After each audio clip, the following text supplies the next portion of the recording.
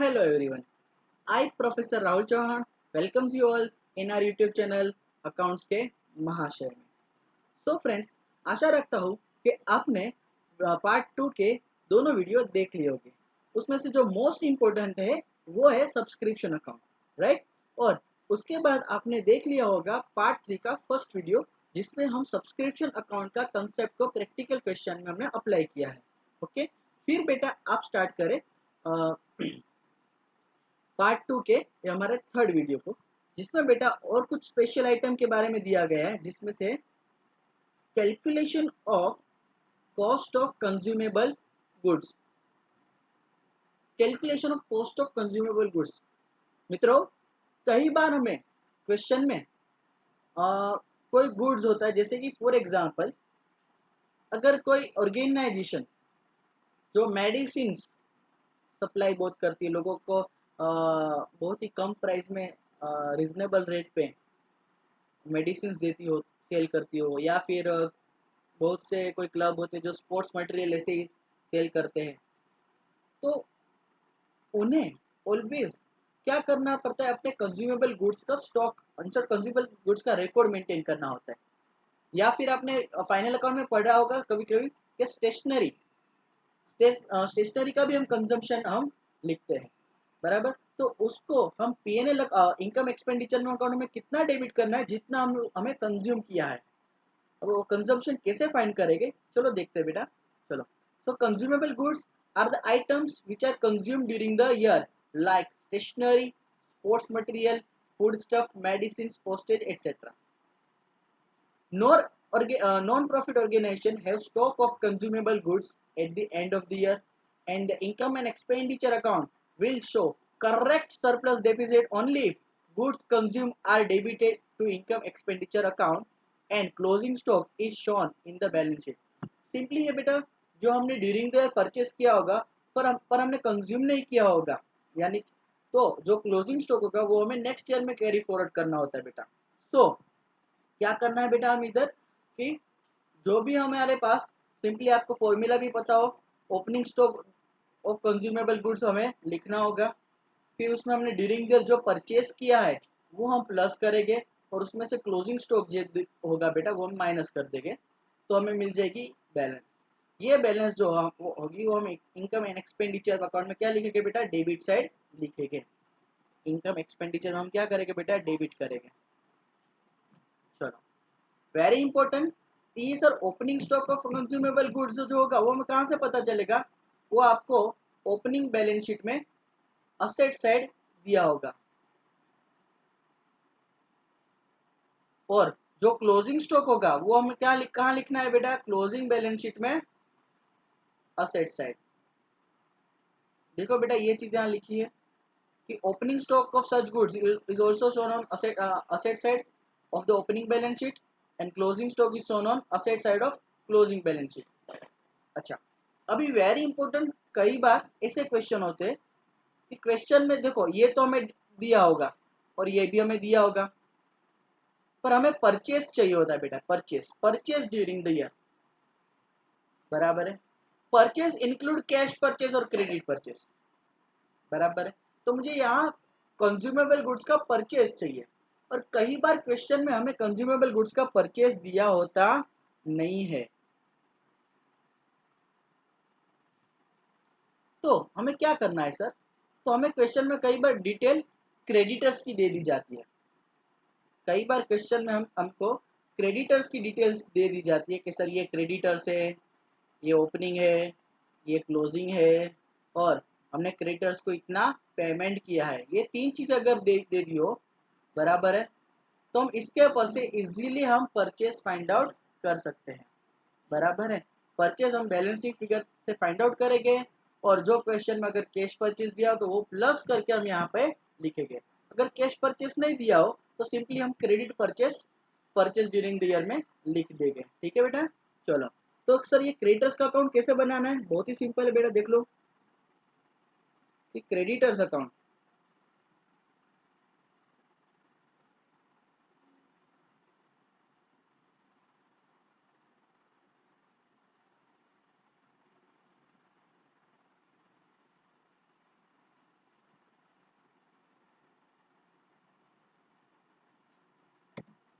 चलो तो बेटा आपको कैसे करना है देख लो।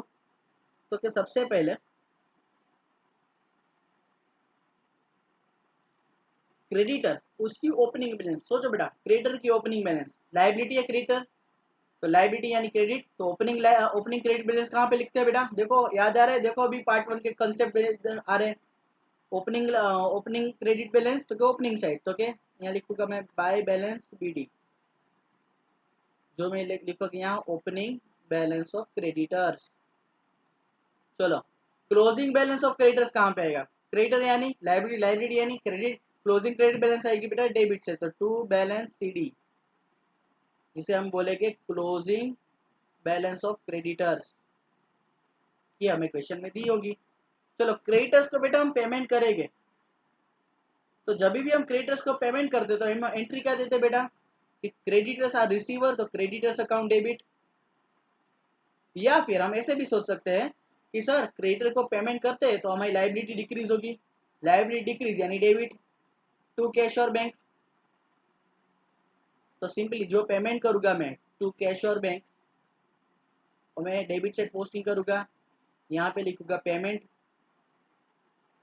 तो जो मुझे यहाँ बैलेंस शीट फिगर मिलेगी या ये क्या मिलेगी बेटा बाय परचेज, क्योंकि परचेज की क्या एंट्री होती है बेटा क्रेडिट परचेज, कि purchase account debit to creditors, yes और no friends, purchase to creditors, इसलिए यहाँ क्या बाय परचेज, तो ये कौन सा होगा क्रेडिट परचेज होगा, वेरी इंपॉर्टेंट,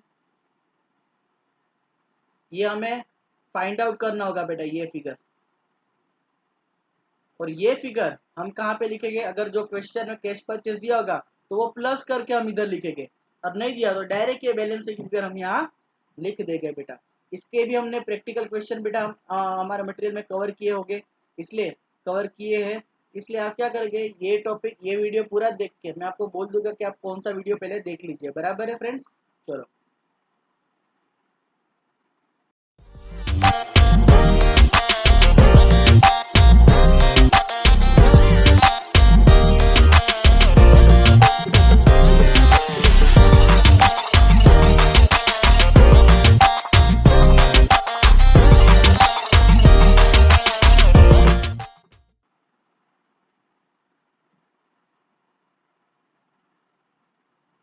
चलो फंड बेस्ड अकाउंटिंग यानी फ्रेंड्स क्या, कि भाई फंड बेस्ड अकाउंटिंग मतलब कि यहाँ पे डेफिनेटली एनपीओ में बहुत से हमें फंड मिलते हैं, वो जो फंड हो वो हम स्पेसिफिक पर्पस के लिए हमें उसे यूज़ करना होता है, इसलिए यहाँ फंड बेस्ड अकाउंटिंग की हम हेल्प लेते हैं।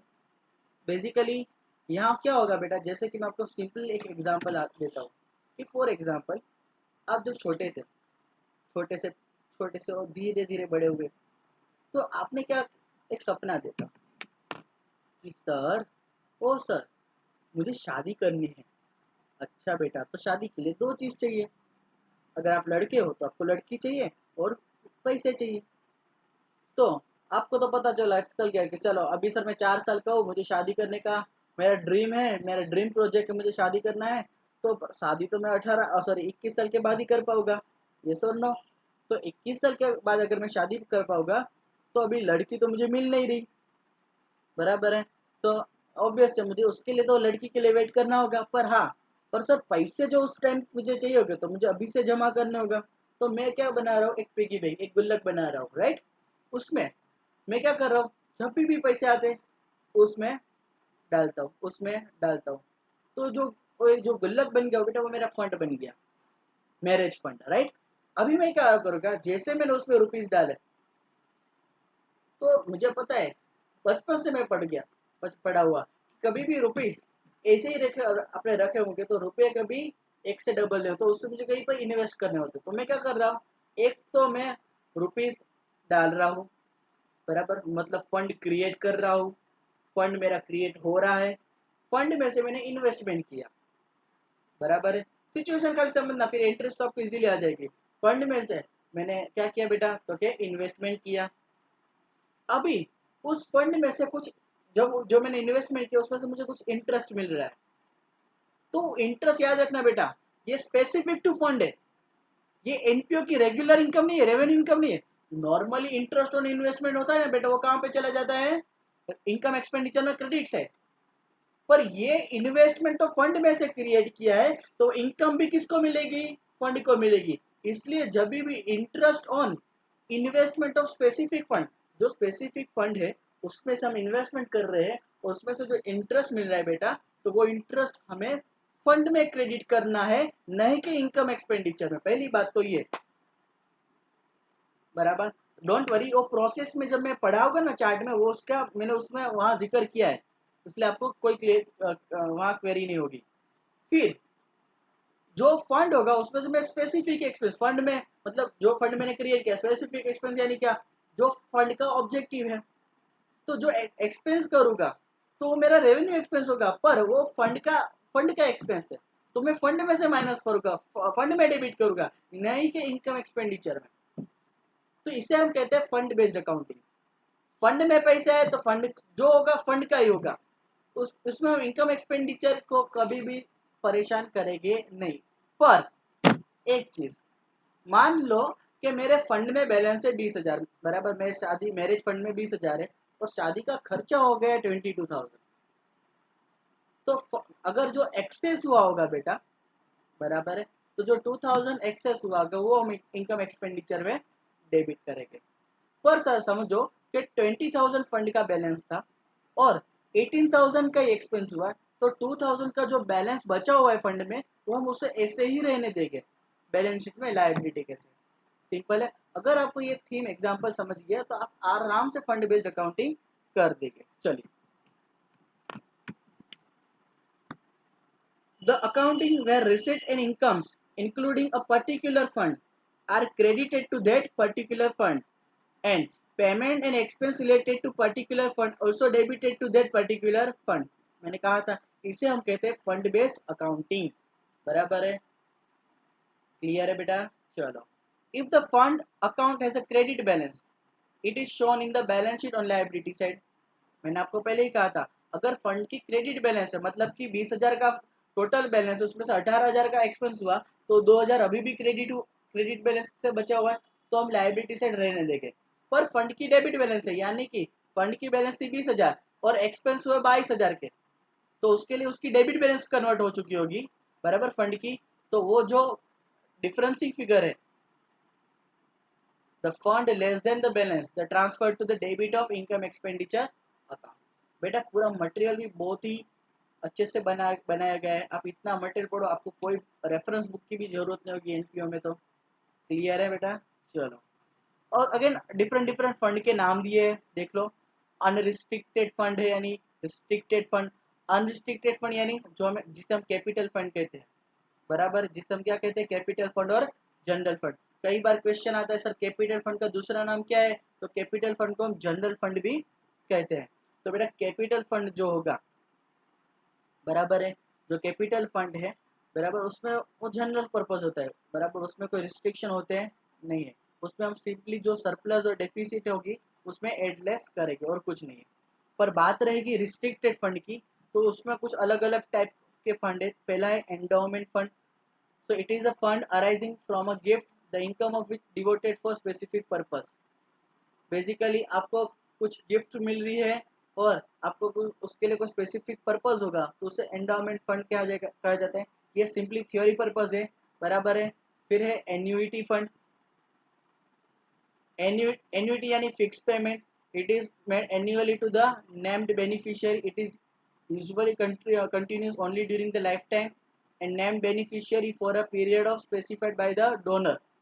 मतलब कि कई बार क्या होता है बेटा कि एक डोनर ने दिया कि भाई आप क्या करो, हर साल बच्चों की फीस पे करो इसमें से। तो जो डोनेशन मुझे मिला है उससे हम एन्युइटी फंड कहेंगे।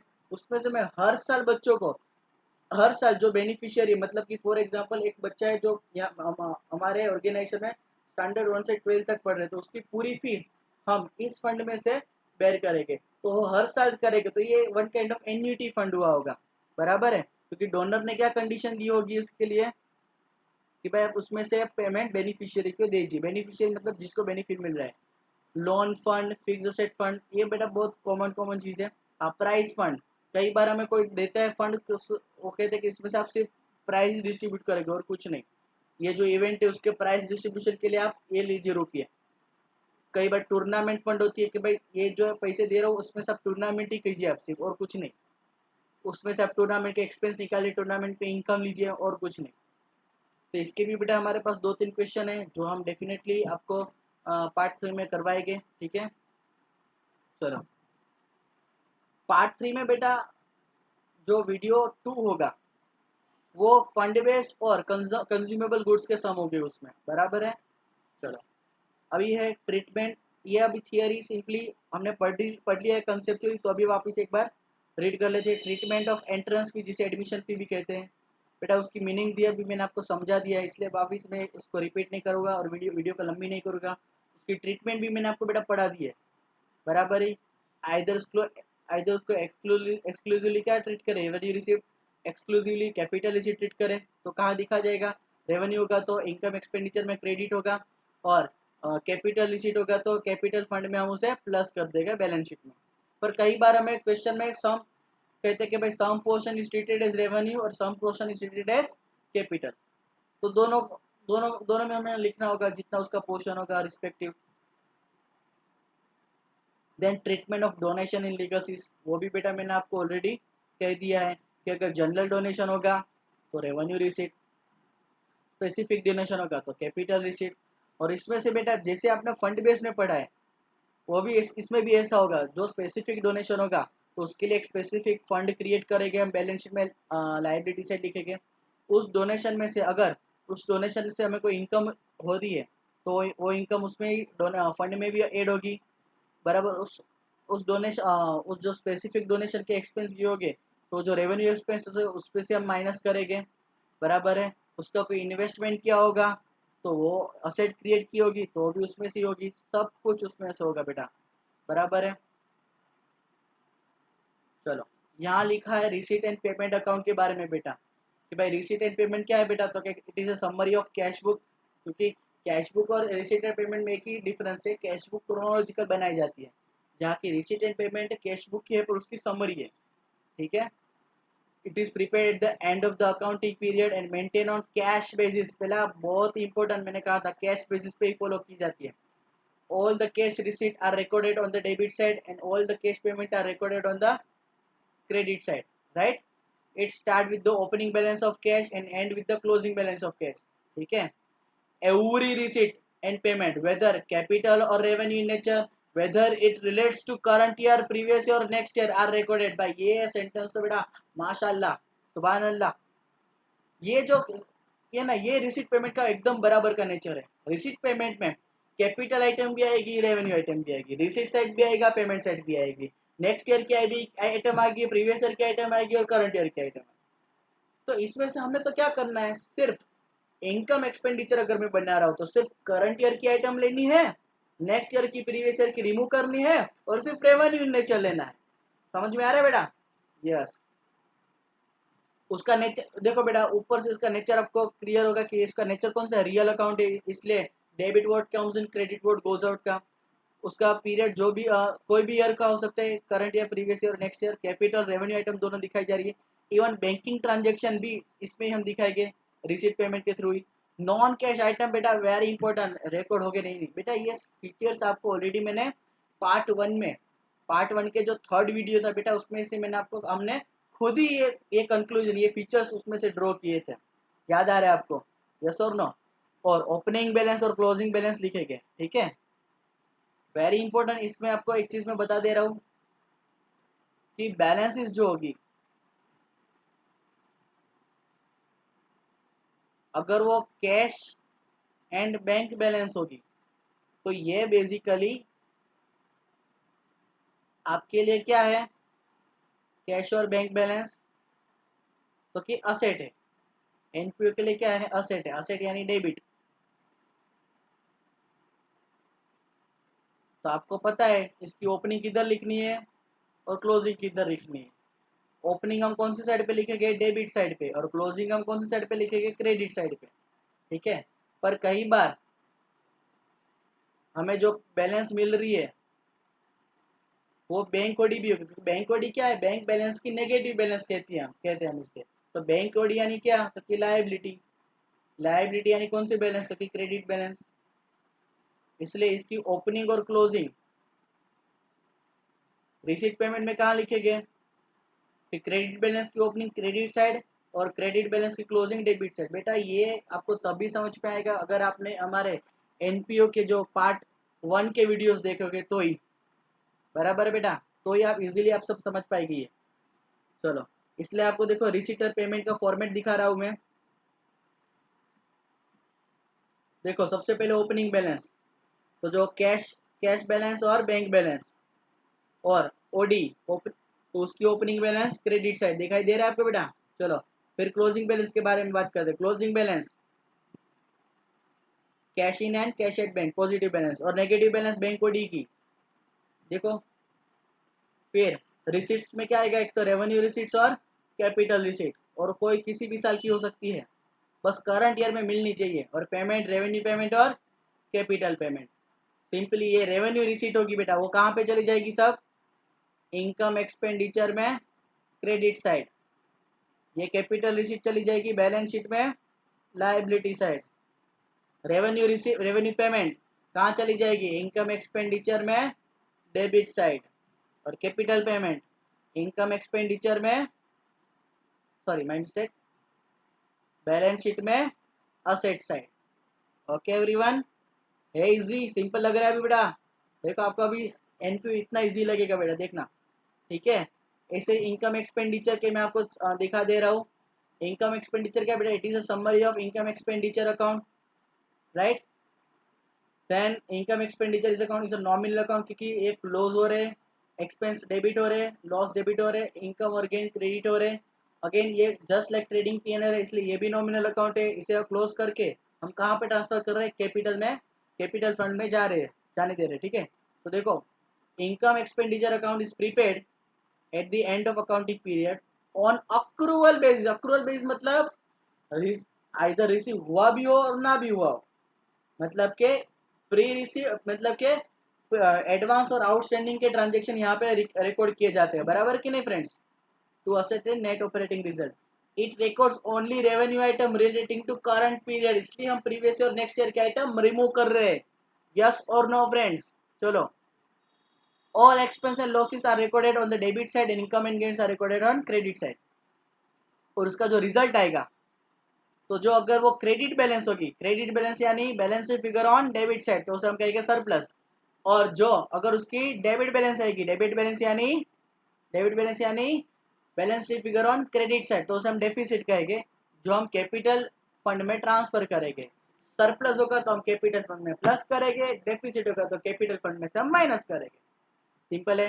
देखो बेटा उसके ऊपर से इसका nature, it is nominal account, no capital item. हाँ बेटा, कैपिटल आइटम एक भी रिकॉर्ड नहीं करनी है। फिर उसकी डेबिट क्रेडिट साइड होगी। अच्छा याद रखना, नॉमिनल अकाउंट याद करो, पार्ट 1 के वीडियोस मैंने आपको पहले से कहा था जब मैं डेबिट क्रेडिट समझा रहा था, कि ओपनिंग बैलेंस और क्लोजिंग बैलेंस सिर्फ पर्सनल और रियल अकाउंट की होती है, नॉमिनल अकाउंट की कोई भी ओपनिंग और क्लोजिंग बैलेंस होती नहीं है।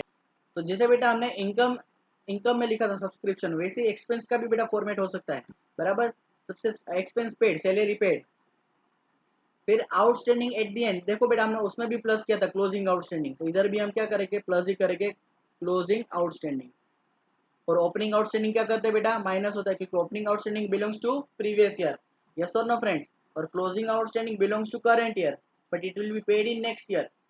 Opening outstanding belongs to previous year, but it will be paid in current year, right. चलो, then after prepaid in the beginning, वो हम प्लस करते क्योंकि वो करंट ईयर की है। यहाँ लिख रहा हूँ मैं ओपनिंग एडवांस। ओपनिंग एडवांस यानी opening advance belongs to current year, but it is paid, it was paid in previous year. And prepaid at the end यानी कि closing advance, it belongs to next year, but it is paid in current year. इसलिए ये चीज minus हो रही है, दो चीज, और बाकी की दो चीज प्लस हो रही है। जस्ट लाइक सब्सक्रिप्शन, एक्सपेंस में भी वही चीज है बेटा, बराबर है, क्लियर। देखो सरप्लस आपको debit side balance sheet figure मिलेगा, और डेफिसिट दोनों में से एक ही फिगर होगी बेटा, दोनों नहीं आनी चाहिए, ओके। चलो, वेरी इंपॉर्टेंट पॉइंट जो हमें याद रखना है, पहले तो do not transfer any asset. जो कोई भी ओपनिंग और क्लोजिंग बैलेंस होती है बेटा कोई भी असेट की, वो हमें यहाँ इनकम एक्सपेंडिचर में लिखनी नहीं है, सिर्फ हमें रेवेन्यू एक्सपेंस ही लिखना है। नॉन कैश ट्रांजेक्शन भी हम इधर लिखेंगे, बराबर है, क्योंकि नॉन कैश ट्रांजेक्शन आपको रिसिप्ट पेमेंट में से नहीं मिलेगी, वो आपको एडिशनल इन्फॉर्मेशन में से मिलेगी। और जो भी करंट और जो भी वो प्री रिसिप्ट और आउटस्टैंडिंग के एडजस्टमेंट होंगे वो हमें करने हैं। ये सब आपको प्रोसेस में आ जाएगा, सो डोंट वरी। और लास्ट में बेटा बैलेंस शीट आपको पता ही है बेटा, इसलिए मैं उसमें ज़्यादा टाइम आपको नहीं दे रहा हूँ। बैलेंस शीट में लायबिलिटी होगी, असेट होगी, fix asset, current asset, investment, बराबर है। सिंपली आपको सब इजी लगेगा, ये तो आप बचपन से पढ़ रहे हो। यहाँ कैपिटल फंड, उसकी ओपनिंग बैलेंस याद रखना बेटा, कैपिटल फंड की ओपनिंग बैलेंस हमें पता होनी चाहिए, नहीं हो तो हमें ओपनिंग बैलेंस शीट बनानी होगी, ये हमें ओपनिंग बैलेंस शीट में से मिलेगी। फिर कोई भी specific fund, building fund, sports fund, वो हमें अलग से लिखेंगे, लीगसीज, राइट। और कोई भी करंट लाइबिलिटीज हो गए वो हम इधर लिखेंगे, ठीक है। और कोई लॉन्ग टर्म लाइबिलिटी होगी तो भी हम इधर लिखेंगे, बराबर है। चलो, तो बेटा ये बेटा पूरी टर्मिनोलॉजी के वाइज हमने कंसेप्चुअली क्लियर किया होगा। अभी जो नेक्स्ट वीडियो है, बराबर है, ये हमारी पार्ट 2 की लास्ट वीडियो होगी, जिसमें बड़े क्वेश्चन की प्रोसेस कैसे करनी है। अगर जैसे ये आपका वीडियो खत्म होता है बेटा, इसके बाद सबसे पहले आप पार्ट 3 के जो छोटे क्वेश्चन होंगे, पार्ट 3 के आप 2 वीडियोस, फर्स्ट वीडियो होगा सब्सक्रिप्शन का और दूसरा वीडियो होगा जो फंड बेस्ड अकाउंटिंग और कंज्यूमेबल गुड्स के सम होंगे उसमें, वो बेटा आपको पहले देखना है। फिर वापस नेक्स्ट वीडियो होगा पार्ट 2 का, वो देखिए, जिसमें मैंने पूरी प्रोसेस समझाई है कि बड़े क्वेश्चन कैसे सोल्व करने हैं। फिर आप वापस पार्ट 3 में चले जाए। पार्ट 2 और पार्ट 3 में ऐसे मैं इसलिए जाने को कह रहा हूँ कि जैसे आप पढ़ेंगे और फिर आप उसके प्रैक्टिकल सम करोगे बेटा, आपको इजीली वो आपके दिमाग में जाके दिल में उतर जाएगा, ठीक है बेटा। तो thank you everyone, have a nice day, good bye all, जय हिंद, जय भारत।